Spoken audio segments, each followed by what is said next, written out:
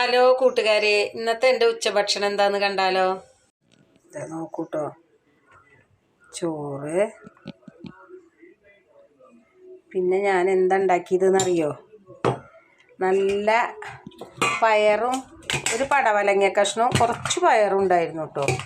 അപ്പം അത് കൂട്ടിയിട്ട് ഞാനൊരു ഉപ്പേരി ഉണ്ടാക്കി. ഇതുപോലെ കുത്തുമുളകൊക്കെ ഇട്ട് വെള്ളുള്ളിയൊക്കെ ഇട്ട് സൂപ്പറാക്കിയിട്ടുണ്ടാക്കി.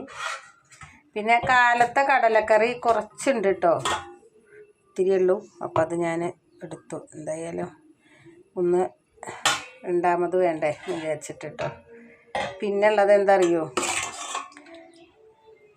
കുമ്പളങ്ങയും പരിപ്പും തക്കാളിയും കൂടിയിട്ട് കറി വെച്ചതാണ് കേട്ടോ. കണ്ടില്ലേ? ഇതാണ് ഇന്നത്തെ എൻ്റെ ഉച്ചഭക്ഷണം. കണ്ടില്ലേ?